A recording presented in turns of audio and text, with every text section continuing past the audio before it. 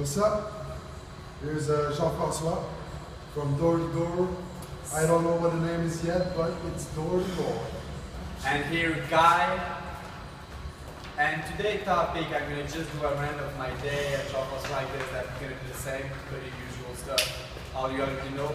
We're here in the Métro Langelier in Montreal on the Green Line. In the S of Montreal, if people are living in the S, shoot out at you. What up, what up? So anyways, today my day was pretty good. As you noticed yesterday, I was not dressed well. I was just a little polo and everything, and my attitude was kind of good at the end of the day, but still beginning not that good. And today actually I dressed really, really well. As you can see, I have some good shoes, I have good clothes, good pants, everything. I felt good, you know, I felt good in myself. And I think that I learned is that being dressed this way make me feel so good and make me feel like a figure of authority. And when I'm selling door to door, when I'm selling with other people, I was like, oh my god, this is just fucking amazing, man. I'm the fucking best, I'm the shit, I'm gonna fucking close some sales today, man. This clothes are just made for me, man. So, you know, thing happened, I go to sell. And even this sale, it was a very, very, very hard sales. So the lesson I get from this sales, first of all, I was really well dressed, and it was an analytic person.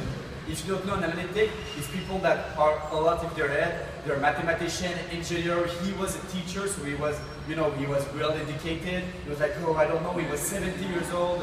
He's like, I didn't like change. He don't like to buy. So this is a hard close, you know. He said, let me think about this. I did an amazing, fucking amazing presentation. And even with this fucking magnificent presentation, he was like, let me think about this, I'm not sure. So I asked multiple times the clothes with different kind of clothes. My first clothes was just, so let's do this. He was like, no, I'm not sure, let me think about it. Like, oh, okay. Like, is there any reason that you didn't want to buy? And he didn't say it was only the installation. He was not sure about the installation, the change that he was doing in their life and everything. I tried to step out of the objection, and while I was closing him, I was listening big pause. I can see his anxiety rolled up. He was like very, very anxious. He didn't know what to do. I can see he was sweating. He was like, And you know, I stepped back, I let him breathe. I didn't like, close. I was closing. As you see, it was a hard close, but very, very laid back, but still on the push, but lay back, on the push, lay back. Let him breathe. It's like a push, pull, push, pull, push, pull. So I tried another close. I was like, so if everything was perfect, would you go with it? He was like, I'm not sure. Yeah, probably, yeah. Is everything's gonna be all right? Is everything's gonna be perfect? I said, fuck yeah, everything's gonna be perfect. So I tried the last close, and this is a fucking amazing close. This is breaking down his analytic frame by asking a random question. So I just like, just to finally, he was like, I'm still gonna think about this. But like, okay, do you know Benjamin Franklin? It's called the Big Benjamin Franklin close. So you ask, hey, do you know Benjamin Franklin? This is actually Jean-Francois that I learned this close from. But I think you learned it from Grant Cardone. Yeah, and Grant Cardone probably learned it from another mentor. Exactly, Grant Cardone probably learned it from somebody else. So you just, do you know Benjamin Franklin? He said, oh yeah, I know, yeah, he is a founder of the United States, he did a lot of stuff, he was a leader in his domain, and he needed to make big decision in his life. So when he's taking a big decision, what he said, he put the advantage of taking the decision, and he put the disadvantage. I put every advantage that he have, every disadvantage, and I close him. I close him. And he was happy, and I close him. So I was like, yeah. And every time he said to me, because this is a technique, this is a little gimmick that I use, this is a technique, applicable technique, an outer game technique if you like.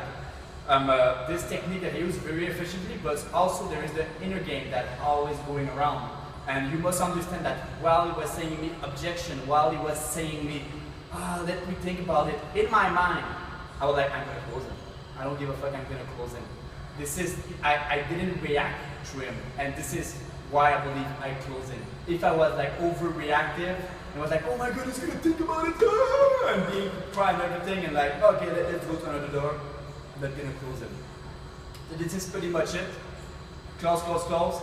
A, B, C, always be closing. Dress well, feel good. This is my rant for today. Yeah, awesome, man. So yeah, for me it was not an awesome day, crazy day. I would tell what I have learned and how you can learn from it too, because it's really important, okay? So basically today was a good day, like I started well. Never take pauses, always working. My first presentation was okay. It was kind of a fast presentation and it was not, how do I say it? The context around the cell was not really in my favor. So I was not that surprised that I didn't close that cell, but at the same time, I persist. I did the Benjamin Franklin close too. Yeah! Really love to do it. After this, at the end of the day, I had an appointment with a guy that seemed to have kind of a good interest in the product, okay? I did my presentation, but he told me an objection while I was doing the presentation. And the thing is that this guy had kind of experience in my field. Like he basically worked all his life in telecommunication. So he was kind of having an ego around everything I was saying. And it was all right. I was like, hey, it's really good. You know all these things, really nice. It's all right. And my mistake was that when he told me his objection, which was an objection, it was not just a little complaint, I should have not like dived into the objection at that moment. Because when I dived into that objection, I've like took a pause on my presentation. I've called my supervisor, Frank. Thanks, Frank, for the call. If you're listening to this, you did a good job. Basically, Frank on the phone said the good things to the guy, and it was all right. But the thing is that normally when I call Frank, I'm going to close. Like I'm almost closing. But I called Frank when I was at the middle of my presentation, so we were not coordinated. And that kind of fucked a little bit myself, so it was like really my mistake. And what I should have done is that instead of diving into the objection right now, I should have completed all my presentation, and at the end, of course I knew it, that he was going to come up with that objection. Of course, if I would do it like this, I would have like, how do I say it? I would have known that he was going to tell me this objection. So at the end, I should have said, like, if everything was all right, will you be down to go forward with this? And probably he would have said yes. And then I would find the objection, which I kind of already know.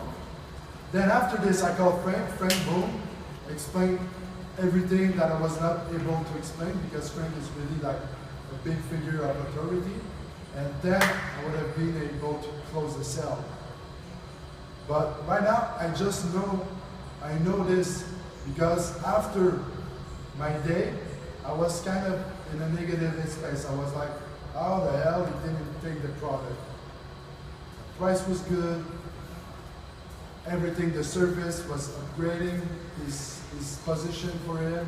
Everything was fine. But just that small objection, which was kind of, how do I say, not a big objection, it was like kind of like a little bit, how can you say the word? Not a dumb objection, like it was an objection, but... It was an unlucky objection. No, not unlucky, just, not unlucky, just an objection that normally, it's just like a little bit complaint and everything is all right. But what I want to say is that every time after a day, for example, today I didn't close the cell, okay? Always take responsibility. Always say to yourself where I could have did a better job, okay? Because if you don't do this, like at the end of the day, I was kind of negative. And I was like, fuck, I need to know where I was responsible. because I don't want to be negative, and right now I'm negative. So let's find where was my mistake. Please, I want to know. I don't want to be a victim, okay? And when I found where I was responsible, I was happy because now I was able to go in a positive vibe, which is awesome for yourselves. So basically, what's the lesson? I know we already did a video on how to shift from negative to positive, but I want to say the best advice I can give you is to always take responsibility for whatever is happening in your life, even if you're not completely responsible of the situation that just happened. That's it.